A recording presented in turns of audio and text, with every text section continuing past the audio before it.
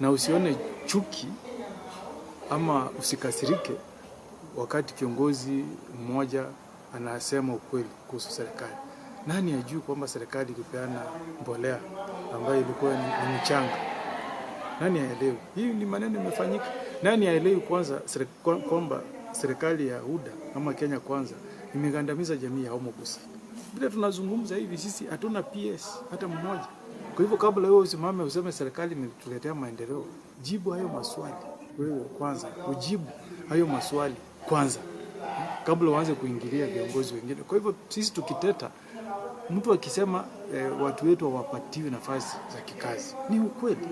Tuliona ile list ilitoka ya KRA. Uliona makabila mengine anachukua nafasi zote, unakuta Kisii tunarushiwa nafasi moja constituency. Kama wewe uko kwa serikali, simama kwanza tueleze, useme kwamba unatetea Mkisii ndio tugandamizwe tusipata nafasi katika serikali kuu, watoto wetu wasiajiriwe kwa serikali kuu.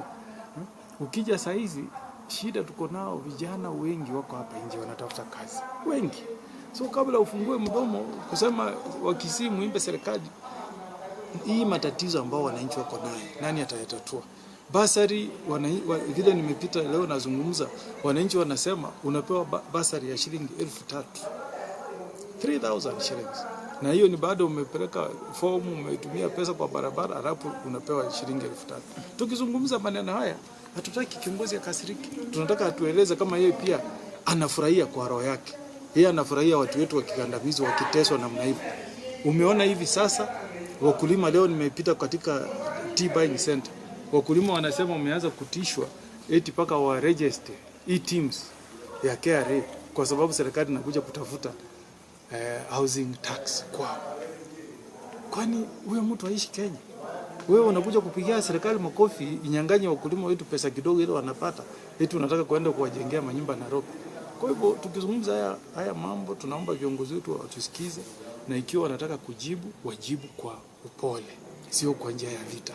Kiatoa serikali wenyewe wahakikishe kwamba zile maeneo ambapo watoto wao wanasoma ziko sawa sawa. Kwa sababu unajua ukizungumza maneno ya kufungua shule, kuna watu ambao wanaishi katika eneo la Kisii lakini watoto wao wanasoma katika eneo ya Ahero, Nyando kule katika kaunti ya Kisumu, ambaye bado tunaona kuna matatizo.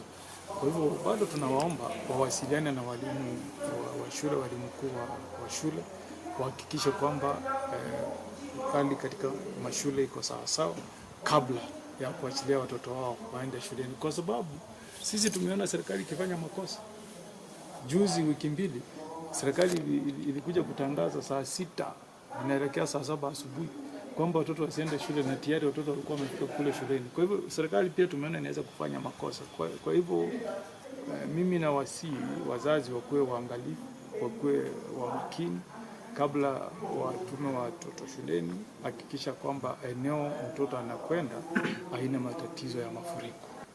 Nchi tunatazama, mimi sio mjumbe katika bunge ya National Assembly. Sisi tunatazama wananchi wamepewa jukumu waangalia hayo mambo na wapige kura yao kwa kutetea mwananchi.